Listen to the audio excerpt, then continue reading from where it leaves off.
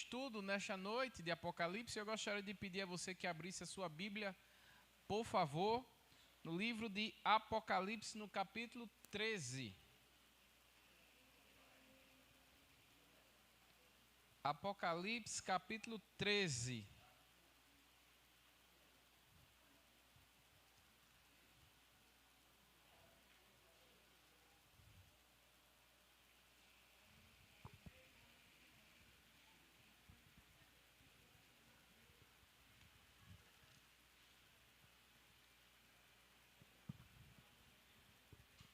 Apocalipse capítulo 13, nós estaremos lendo do 1 ao 18. Se não der tempo, nossa hora hoje foi bem mais curta, né? Nós dividimos em duas partes, semana que vem a outra, semana que vem é a Assembleia Administrativa, na outra nós concluímos, mas vamos tentar concluir tudo hoje. Apocalipse capítulo 13, do 1 ao 18. Se você achou, vai dizer amém. Diz assim: Vi subir do mar uma besta com 10 chifres e 7 cabeças. E sobre os chifres havia 10 coroas, e sobre as cabeças trazia nome de blasfêmia. A besta que vi era semelhante a um leopardo. Seus pés eram como de um urso, sua boca como de um leão. O dragão deu-lhe poder, seu trono e grande autoridade. Também vi uma das suas cabeças como se tivesse ferida de morte, mas sua ferida mortal foi curada. Então toda a terra se maravilhou e seguiu a besta. E todos adoraram o dragão, pois concedeu sua autoridade à besta. E adoraram a besta, dizendo: quem é semelhante à besta? Quem poderá lutar contra ela? Foi-lhe dado uma boca que proferia coisas arrogantes e blasfêmias. E foi-lhe dada autoridade para agir durante 42 meses. Ela abriu a boca para blasfemar contra Deus e difamar seu nome, seu tabernáculo e os que habitam no céu. Também lhe foi permitido atacar os santos e vencê-los. E foi-lhe dada autoridade sobre toda a tribo, povo, língua e nação. Todos os habitantes da terra adorarão aqueles cujos nomes não estão escritos no livro do Cordeiro que foi morto desde a fundação do mundo. Se alguém tem ouvidos, ouça. Se alguém levar para o cativeiro irá. Se alguém matar a espada, é necessário que seja morto a espada. Aqui estão a perseverança e a fé dos santos. Vi surgir da terra outra besta com 2 chifres, semelhantes aos que um cordeiro, e ela falava com o dragão. Também exercia toda a autoridade da primeira besta, na sua presença. E fazia que a terra e seus habitantes adorassem a primeira besta, cuja ferida mortal havia sido curada. Ele realizava grandes sinais à vista de todos os homens, de maneira que fazia até descer fogo do céu para a terra. E por meio dos sinais que lhe fora permitido fazer na presença da besta, enganava os habitantes da terra e lhes dizia que fizessem uma imagem à besta que havia sido ferida pela espada e sobrevivera. Também lhe foi permitido dar fôlego à imagem da besta, para que a imagem falasse e fizesse com que todos os que não a adorassem fossem mortos. Ela obrigou a todos, pequenos e grandes, ricos e pobres, livres e escravos, a colocarem um sinal na sua mão direita e na sua testa, para que ninguém pudesse comprar ou vender se não tivesse o sinal, ou seja, o nome da besta ou o número do seu nome. Aqui existe sabedoria. Quem tiver entendimento, calcule o número da besta, pois é número de homem. Seu número é 666. e 6. Vamos orar? Pai, nós te pedimos, Senhor, nesse momento que o Senhor nos ajude, que o Senhor nos guie na condução da Tua palavra, que o Senhor nos mostre aquilo que o Senhor quer falar com a Tua igreja, para que possamos sair daqui nesta noite mais próximos da Tua presença, Senhor. Te pedimos isso em nome de Jesus. Amém. Meus irmãos, na semana passada, nós vimos o capítulo 12 que fala da mulher e do dragão. Os irmãos que estavam aqui talvez lembrem o que representa o dragão. O que o dragão representa? O diabo, né? Falaram lá atrás, não ouvi quem foi, mas eu escutei só. Amém. Então, o dragão representa Satanás, o inimigo. E a igreja é representada aqui pela mulher que está sofrendo com dores de parto, né? E aí o dragão está ali à espreita para devorar o filho que aquela mulher concedera. E aquele filho, quem representa, quem é aquele filho? Jesus. Agora, na semana passada a gente viu agora a introdução de uma figura meio que assustadora, que é a figura do dragão, né? Dragão representando Satanás. Agora nós vamos ver uma outra figura, que é a figura da besta, né? A figura, o que representa essa besta, o que é. E a gente vai ver que não apenas uma surge, mas duas, né? Então, nós vamos agora entender um pouco mais do agir do anticristo, né? Nós vamos falar um pouco agora sobre a ideia, esse conceito do anticristo. Quem é o anticristo? O que é o anticristo? O anticristo já está trabalhando, já está exercendo, vai vir, já veio. Então, a gente vai se debruçar hoje nesse contexto de besta. E besta aqui sendo considerada como o anticristo. Beleza?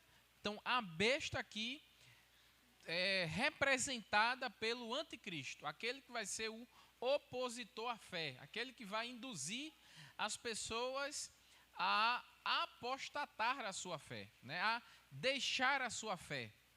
E aí nós, antes da gente entrar propriamente aqui, é importante nós vermos na Bíblia todas as menções deste anticristo.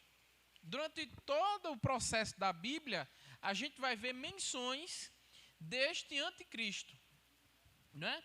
E eu anotei algumas passagens aqui, se você quiser anotar para ler em casa, você pode ficar à vontade. Mas no livro de Daniel, no capítulo 7, vai falar deste anticristo. Jesus vai mencionar desse anticristo em Mateus capítulo 24. O apóstolo Paulo também vai falar deste anticristo em 2 Tessalonicenses, no capítulo 2. Né?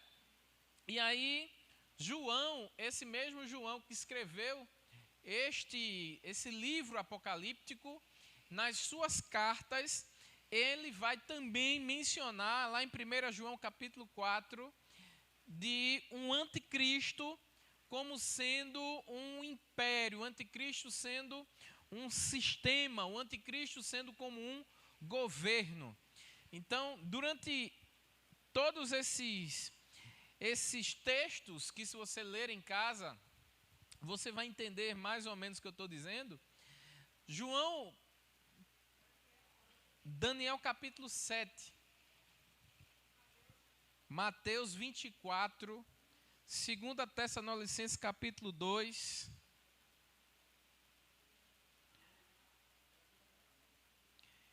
E aí esses textos, ora ele fala do anticristo como um espírito que está operando nos filhos da desobediência. Ora o texto vai falar de que é um sistema, é um governo. Abra aí, por favor, quem for mais rápido, 1 João capítulo 4, verso 3. Você pode ficar em pé aí e ler. Leia aí, Irene, em voz alta. 1 João. Isso.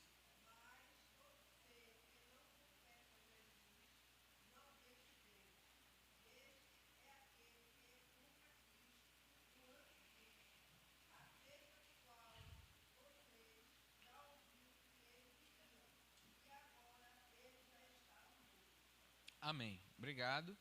Então, veja que esse texto aí, o apóstolo Paulo, ele vai trazer uma ideia bem interessante. Ele vai dizer aqui, olha, todo aquele que se opõe a Cristo, todo aquele que é uma oposição ao Evangelho, ele não provém de Deus, mas ele é o anticristo.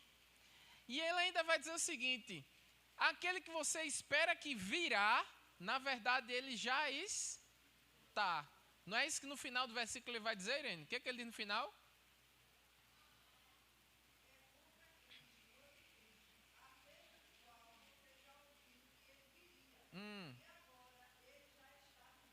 Pronto. Então, João está dizendo aí que esse anticristo, ele é todo aquele que está em oposição a Jesus. Na verdade, João está falando que o anticristo, ele opera no sistema de governos, no sistema de forma mundial, de forma global.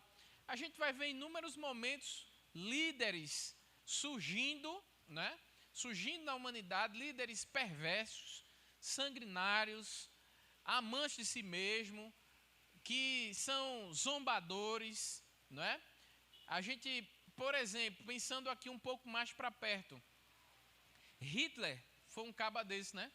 Hitler foi um cara que era opositor ao Evangelho, opositor a Jesus. Matou milhares de pessoas, assassinou, torturou, não é? A gente vê que, por exemplo, nós temos um governo ditador aqui, o cara está lá vivo, né? Que lá na Coreia do Norte, o ditador da Coreia do Norte, para você que não sabe, o evangelho não pode entrar lá. Jesus não pode ser pregado livremente, não pode ser falado lá. Para você ter ideia, todas as casas têm uma foto do ditador Kim Jong-un. E se a casa pegar fogo, você tem que salvar primeiro a foto do ditador. Você sabia disso? Lá é assim, se a casa pegar fogo, uma destruição, uma catástrofe, deixe tudo, mas salve a foto do ditador. Ele se acha um deus, né? Se acha a última Coca-Cola do deserto em dia de verão. Então, nós podemos imaginar o anticristo como sendo um sistema usado por Satanás para levar pessoas ao inferno. E você acha que não existe um sistema operando no mundo, né? Esse capitaneado por Satanás existe, né? Então João vai dizer que todo aquele que se opõe a Jesus, ele é usado por esse espírito do anticristo, que na verdade já está aí operando. Ele já está operando, ele não há de vir, ele já está operando. Mas a gente vai ver também que o anticristo há uma ideia, e o próprio João vai dizer isso aqui em Apocalipse, que no final de todas as coisas, antes do clímax final, do Senhor Jesus raiar nas nuvens, há uma personificação realmente do anticristo, como se fosse um homem mesmo. Esse homem é possuído desse espírito, possuído de Satanás, para operar de forma maléfica no mundo, ser realmente a figura central do anticristo, né? Então a gente vai entender agora um pouco mais sobre isso. Vamos voltar para Apocalipse capítulo 13. Diante disso que a gente falou, no versículo 1 vai dizer que vi subir do mar uma besta de 10 chifres e 7 cabeças. Tem até uma foto aí, né? Já está aí mostrando. Obrigado, Lucas. Então, é uma representação nessa imagem aí, como de um leopardo, 7 cabeças, né? 7, né? 10 chifres e 7 cabeças. Sempre que você vê no Apocalipse falar de chifres, cabeça, diadema, representa autoridade, representa poder, representa não apenas uma autoridade local, mas uma autoridade mundial. Então, essa figura, essa demonstração aí desse leopardo com 7 cabeças, 10 chifres, representa alguém que é voraz, representa alguém que tem desejo. O que é que um leopardo faz? Ele caça, né? Ele tem sede de sangue. Então, representa alguém que virá com muita autoridade, com muito poder, e um poder não apenas local, mas um poder de forma mundial. Deixa eu só ajeitar aqui que está ficando do tamanho de Eduardo.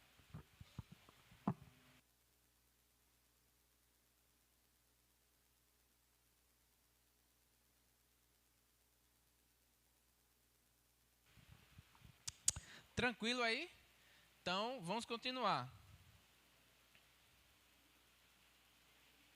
Verso 2. A besta que vi era semelhante a um leopardo, seus pés eram como de um urso. O que representa o urso? O urso é um animal o quê? Forte, né? Um animal que, quando pisa, ele pisa, né? Mesmo muito pesado, quando ele corre muita velocidade, mas representa a sua pata, né?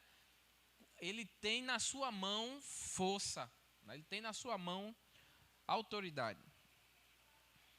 A gente vai ver isso agora, chega um ali melhor. A gente vai ver também isso na visão de Daniel, né? Lá na visão de Daniel capítulo 7. Obrigado, meu irmão. Depois, a partir do, acho que é do versículo capítulo 20, vai mostrar a visão de Daniel como uma visão, né, de animais, né? E esses animais são representados aqui por esses que estão sendo classificados, né? Lembra que quando Daniel teve a sua visão, nós entendemos que eram impérios que viriam para governar o mundo, né? O Império Babilônico, o Império Medo-Persa, o Império Grego e, por fim, o Império Romano, não é isso? Mas a gente vai ver que naquela visão também, numa outra visão, Deus é aquele último que virá destruir tudo, né? E vencer com grande força e com glória, né? O reino do nosso Deus. Mas essa visão aqui, ó, Daniel capítulo 7, verso 20, né? Também a respeito dos 10 chifres que tinha na cabeça e do outro que subiu, diante do qual caíram 3, isto é, aquele que tinha olhos, uma boca falava grandes coisas, cujo parecer era mais robusto do que os seus companheiros. Então, é praticamente, João está falando aqui, aquela visão que Daniel teve lá no capítulo 7. Né? E esse aí é o anticristo. Ele continua. Versículo 2 ainda. Pata de urso, a boca como de um leão. O dragão deu-lhe o seu poder. Quem é o dragão? O diabo. Então aqui está dizendo que Satanás concedeu a besta. Quem é a besta? O anticristo. Satanás concedeu o poder dele para o anticristo. Tranquilo? Está dando para entender, né? Também vi a sua cabeça como se tivesse ferida de morte, mas a sua ferida mortal ela foi curada. Então toda a terra se maravilhou e seguiu a besta. Meus irmãos, pare um momento aqui para a gente pensar juntos. Na semana passada a gente viu a queda do grande dragão, né? Satanás foi expulso do céu, não é isso? Por que Satanás foi expulso do céu? Porque ele queria ser maior do que Deus, né? Mas qual foi o pecado de Satanás? A inveja. Ele invejou, ele queria a glória para ele. Então, a inveja foi o pecado de Satanás. Na ocasião, Lúcifer, né? Então, veja, esse capítulo que nós vamos ler agora, além de João estar falando do anticristo e mostrando como ele virá, qual será as características dele, João está falando aqui de uma coisa que Satanás adora fazer, que é querer imitar Deus, que é querer ser igual a Deus. Mas ele consegue ser igual a Deus? Não. Então veja, quando Jesus disse, todo o poder me foi dado, né? Deus deu o poder a Jesus. Aí Satanás chega aqui e diz o seguinte, ó. O dragão deu o seu poder para o anticristo. Veja, veja que há uma semelhança. Deus deu o poder para Jesus. Aí Satanás, para imitar, faz o quê? Diz, ó, eu vou dar o poder para a besta, como se a besta fosse o filho de Satanás, né? A gente vai começar a criar alguns paralelos assim. Aí ele continua. Verso 3. Também vi de suas cabeças como se estivesse ferida de morte. Mas a sua ferida mortal, ela foi? Quem foi que morreu? Uma ferida mortal, mas ressuscitou. Aí Satanás faz o quê? Ó, é como se ele tivesse uma ferida mortal, mas essa ferida da besta foi curada e todos se maravilharam. Porque aquela besta meio que ressuscitou.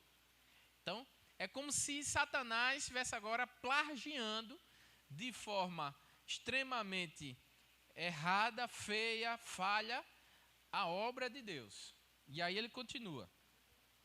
Verso 4. E todos adoraram o dragão, pois concedeu a sua autoridade à besta. Está vendo aí? Todo mundo adorou a besta, não, adorou o dragão, por quê? Porque concedeu o seu poder e a sua autoridade para a besta. Então, isso aqui é uma analogia, né? Satanás querendo imitar a obra de Deus. E aí ele continua. Sua autoridade é a besta. E adoraram a besta, dizendo, quem é semelhante à besta? Quem poderá lutar contra ela? Parece até aquele desenho, né? Chapolin Colorado, né? Quem poderá defender, né? Eu, Chapolin Colorado.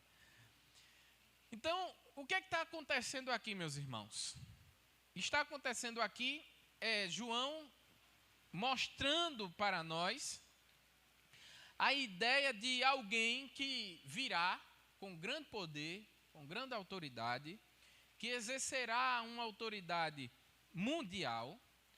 Esse alguém é alguém que recebeu o seu poder por próprio Satanás, Satanás que concedeu a ele autoridade e poder, e todo mundo ficou maravilhado a ponto de adorar a besta e o dragão. Quem é o dragão? Satanás, né? Então veja, as pessoas começaram a adorar Satanás, começaram a adorar a besta pelas maravilhas e os milagres que ele estava fazendo. Quem é que veio aqui no mundo e durante toda a sua vida fez maravilhas e milagres? Jesus. Aí Satanás, para imitar, o que ele faz? Maravilhas e milagres também, para enganar o povo. E aí ele continua dizendo, foi-lhe dada uma boca que proferia coisas arrogantes e blasfêmias, e foi-lhe dada autoridade para agir durante 42 meses.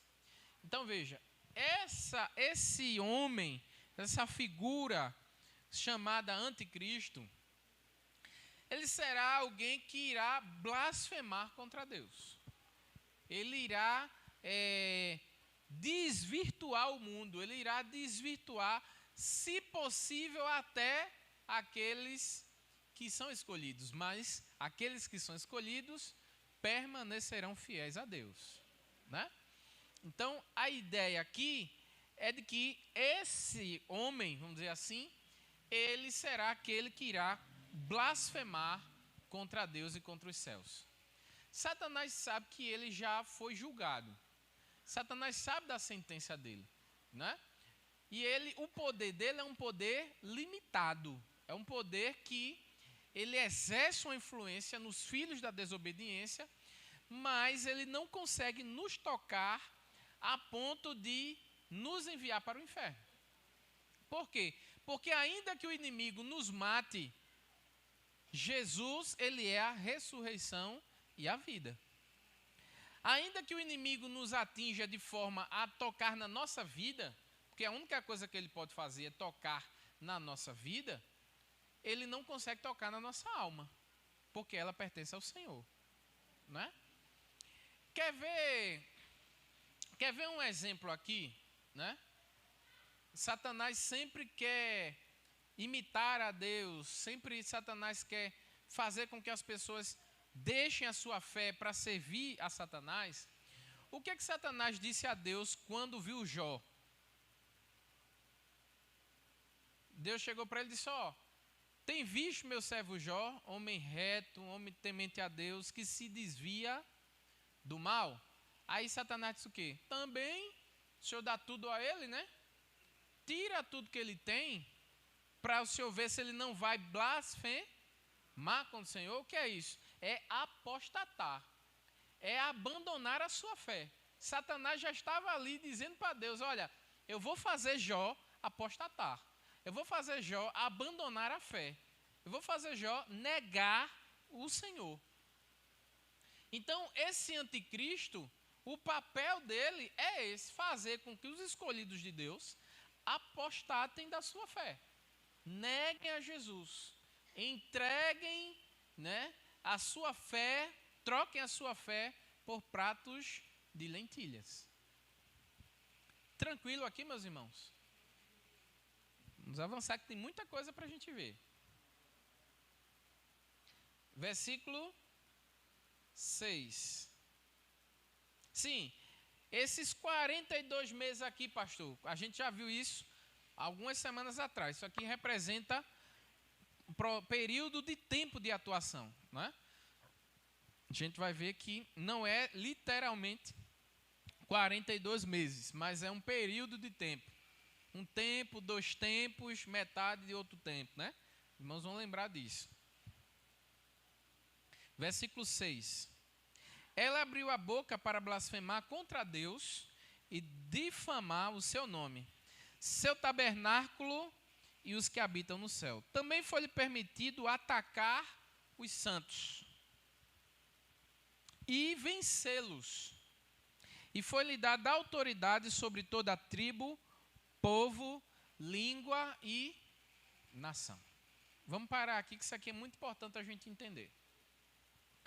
Pastor, quando é que o anticristo vai aparecer? Esse anticristo escatológico aqui, porque a gente sabe que o espírito do anticristo já está atuando, certo? Isso aqui é uma coisa que precisa ficar bem clara. O espírito do anticristo já está operando nos filhos da desobediência. Todos aqueles que negam Jesus, que são opositores a Jesus, são influenciados por Satanás. É ou não? Quem é capaz de jogar uma bomba numa cidade onde tem criança, hospital, tudo? Essa pessoa é usada por Deus? Eu acho que não é. Pessoa que tem o prazer, né, de matar outras vidas e, se necessário for, sacrificar até os seus, para que aquele fim seja realizado. Então, essas pessoas já estão sendo influenciadas pelo anticristo. Mas por isso que João vai dizer que, olha, ele já está aí atuando. Na humanidade, em todos os períodos da humanidade, a gente vai ver homens se levantando, sanguinários, pessoas que estavam blasfemando contra Deus. No Império Romano, existia um imperador chamado Imperador Nero, que todo mundo achava que ele era um anticristo. Né? Por quê? Porque Nero era uma pessoa extremamente má, maligna. Quer ver um exemplo? Ele matou a sua própria mãe. Ele matou os seus irmãos. Ele tocou fogo na cidade de Roma todinha, matando um monte de gente que estava lá. Sentenciaram ele à morte, o parlamento sentenciou ele à morte, ele foi lá e se matou. Uma pessoa dessa é usada por Deus? Né? Então, achavam que era Nero. Inclusive tem um mito, né, romano, que Nero não morreu. Sempre tem gente que diz assim, fulano não morreu. Ele está em algum canto escondido, né?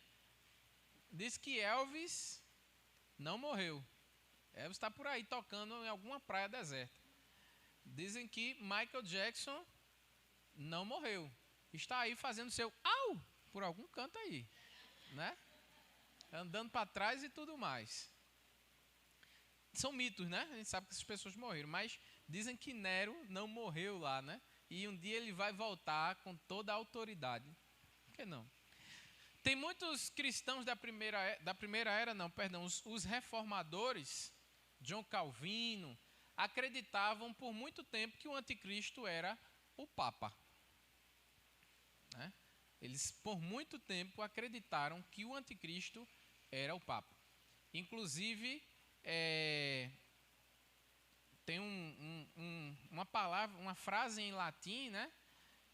Não sei o que, Filis Dei, que diz que o Papa substitui o Filho de Deus. Que ele é o último apóstolo, né? Ele é o último apóstolo da linhagem de Pedro.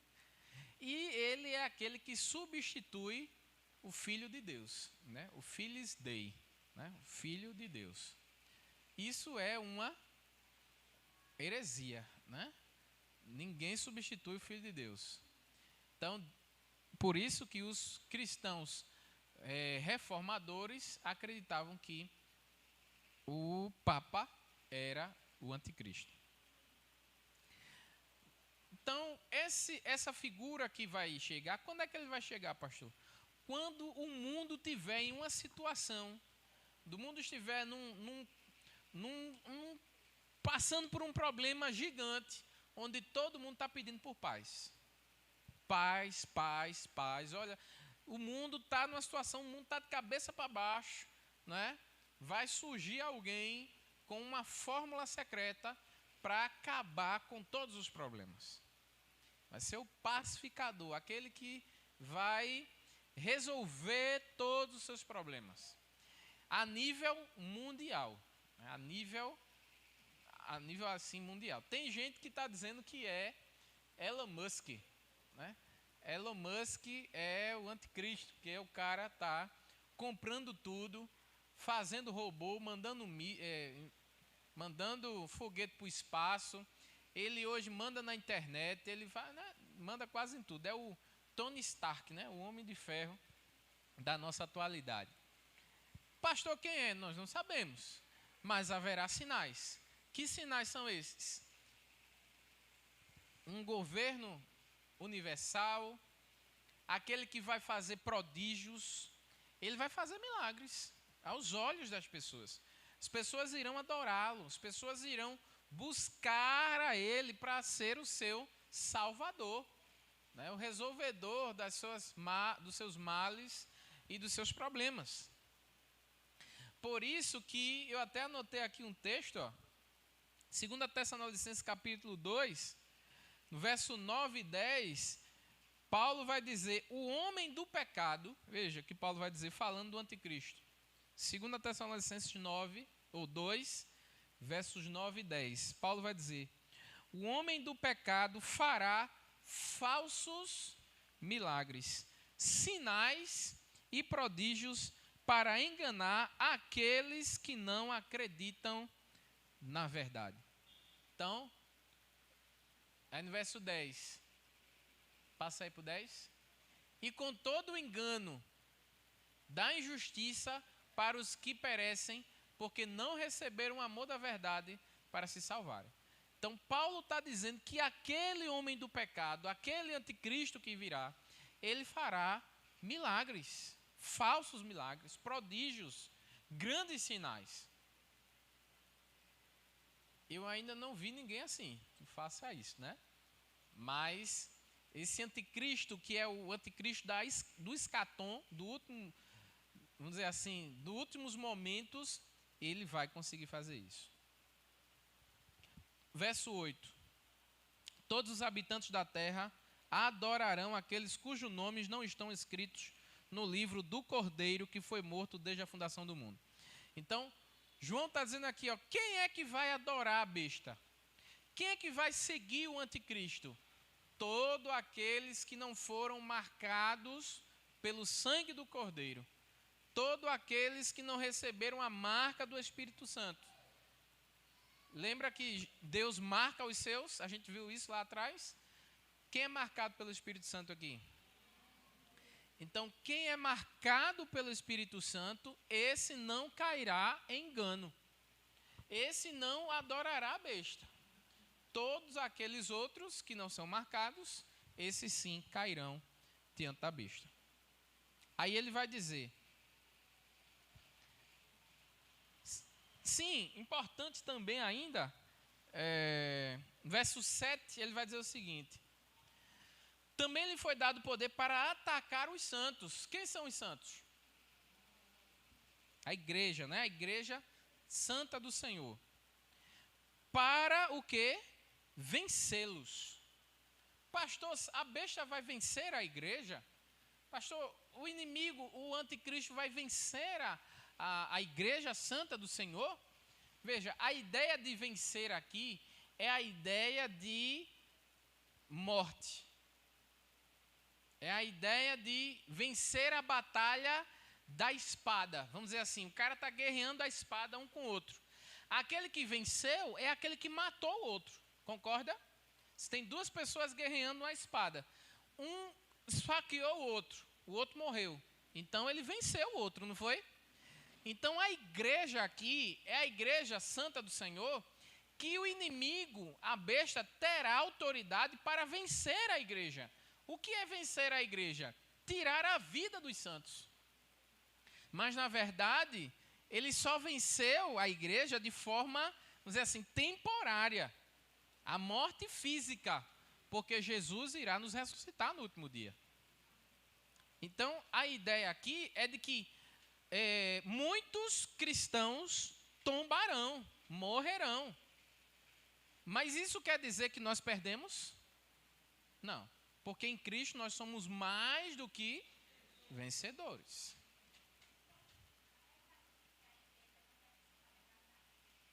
Muito boa pergunta.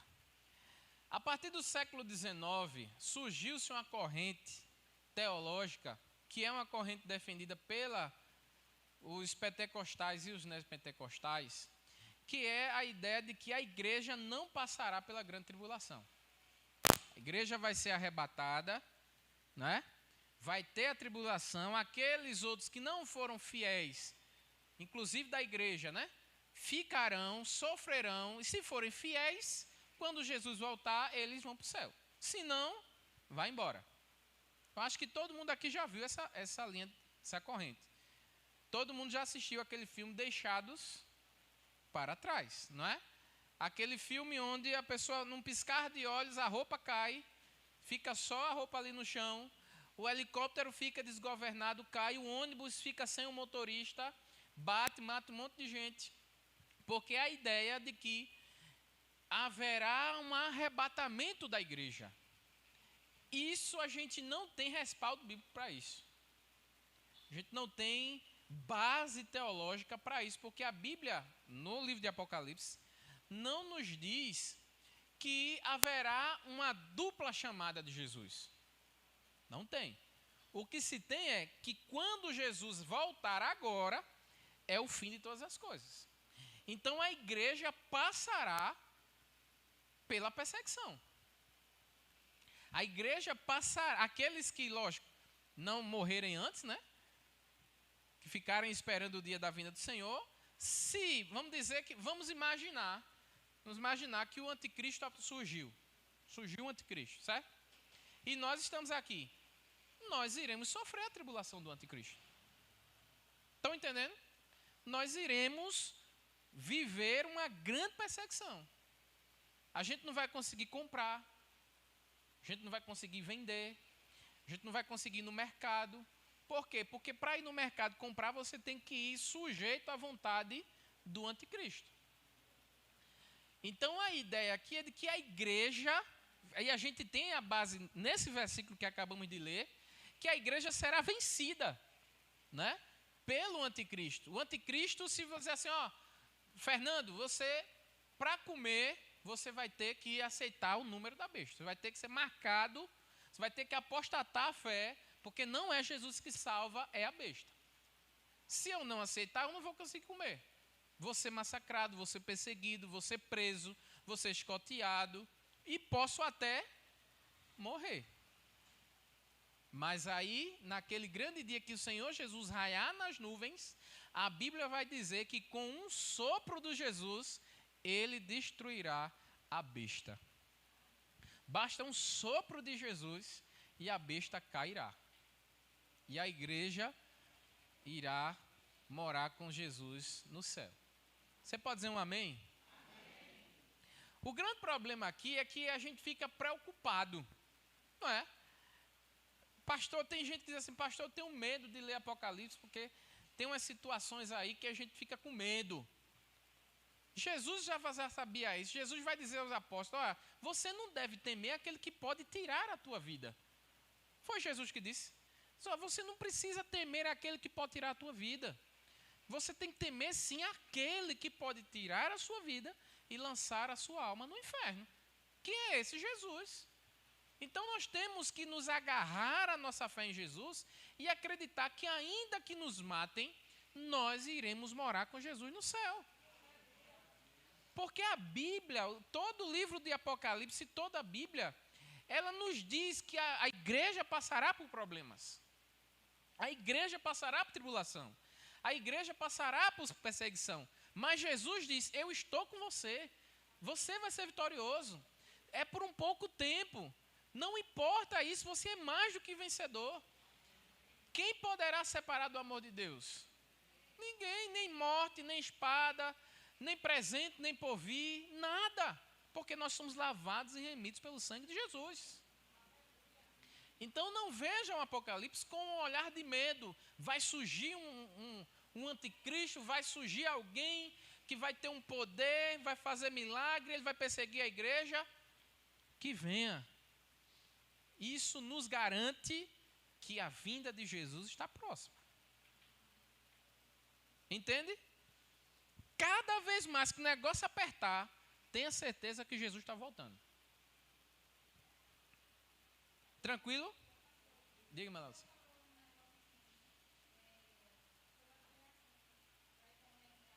Sim.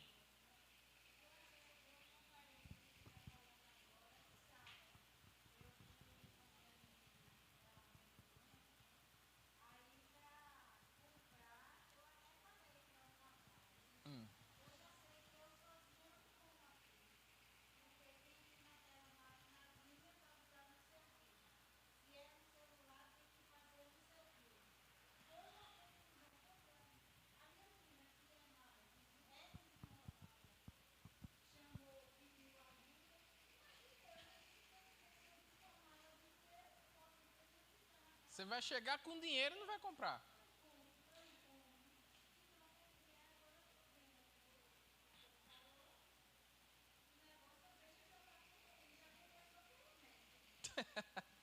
Quer ver um exemplo? Pegando esse gancho, me permita uma parte aí, Melodicena, nessa sua palavra. Meus irmãos, me deem 10 minutos, a gente vai precisar avançar um pouquinho, que já estamos terminando aqui. Mais um exemplo. Antigamente, no nosso tempo do pastor para cá, você andava com dinheiro no bolso. Não era? Andava com dinheiro. Pai, me dá 5 reais. Ele tirava a carteira. Hoje, você pode chegar para a pessoa e dizer, pai, me dá 5 reais. Ele diz, não tenho. Ele tem dinheiro, mas ele não tem dinheiro. Que coisa, né? Aí o menino fala o quê? passe o Pix. Como diz Tiririca, passe o Pix abestado. Mas veja, as coisas estão mudando. O que é que isso está nos indicando? Que o dinheiro em papel está sumindo. Dinheiro de papel está sumindo. Em alguns ônibus aqui da região metropolitana, se você for com dinheiro, você não entra. Você tem que ter o quê?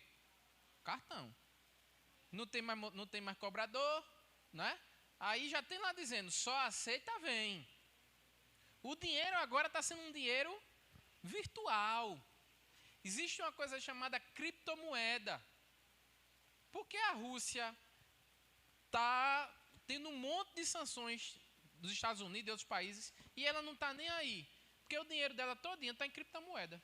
Um país botou o dinheiro dele todinho em criptomoeda. Uma moeda virtual.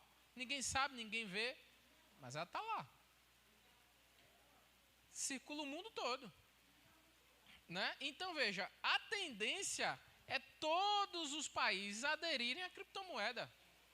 Isso evita roubo, né? Isso evita você ser assaltado na rua, enfim. Mas isso é uma forma de unificar. Então vai chegar um momento que você vai ter dinheiro. Eu estou com dinheiro, meu filho, eu quero comprar. Não, você não consegue comprar aqui. Você tem que ter aquele sistema mundial ali, né? Aí o texto continua. Eu vou parar aqui no verso 9, tá certo? Na próxima semana que vem a outra, a gente termina a partir do 11. Hã? Para dar um gostinho para você voltar na próxima, né? Ó, verso 9. Se alguém tem ouvidos, ouça. O que é que João está dizendo? João está chamando a atenção do leitor. É como se João chegasse aqui e dissesse, preste atenção, olha para cá. Preste atenção, olhe para cá para o pastor. Vou dizer uma coisa muito séria e muito importante para você agora. Aí todo mundo está olhando para mim, não é isso? João está fazendo exatamente isso agora. Olha, preste atenção, quem tem ouvidos, escuta o que eu vou dizer agora. João dizendo, ele vai dizer. Se alguém levar para o cativeiro irá. Se alguém matar a espada, é necessário que seja morto a espada. Aqui estão a perseverança, a fé dos santos. Vou terminar aqui, certo? Para a gente entender. João está dizendo uma coisa muito importante. João está dizendo, igreja, aqueles que forem passar pela grande tribulação, se você for levado para o cativeiro, se você for ser preso, não reclame não, vá-se embora ser preso. Porque está dizendo, veja aí, ó, se alguém levar em cativeiro irá. Não tem boquinha, você vai para o cativeiro. Se alguém for lhe prender por amor ao evangelho, você vai ser preso. Não negue sua fé, seja preso. Se alguém matar a espada, necessário é que seja... se alguém chegar com um revólver de você, negue a sua fé. Pode me matar, meu filho. Isso que o texto está dizendo. Se alguém matar, ameaçar você com a espada, seja morto. Entregue-se. Não questione.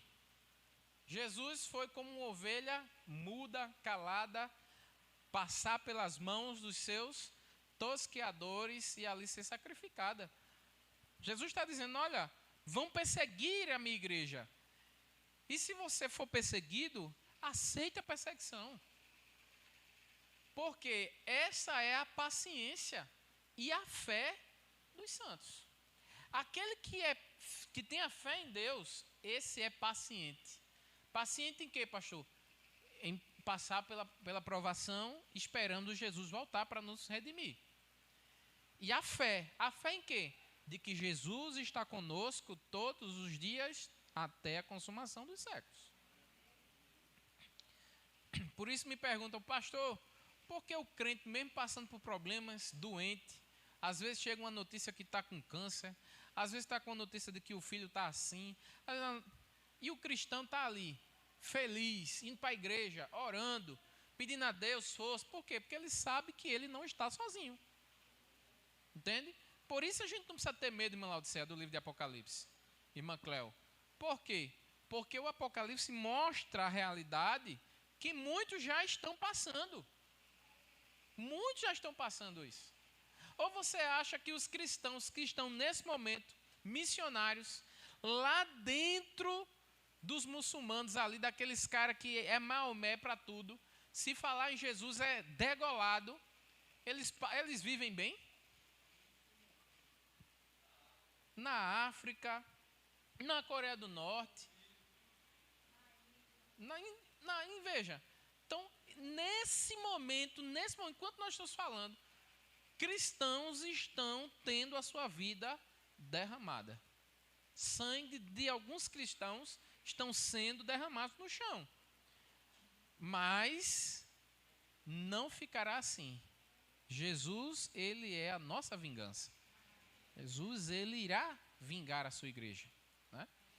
Então, nós somos privilegiados, vamos dizer assim, porque moramos em um país que é conhecido como um país laico. O que é laicidade? Todos têm liberdade garantida na Constituição de professar a sua fé. Um é muçulmano, outro é do candomblé, outro é evangélico, outro é hindu. Todo mundo tem direito. Tem gente que se acha que é um cachorro, tem gente que acha que é um coelho, sai pulando aí pela rua. Você pode ser o que você quiser. No Brasil é assim.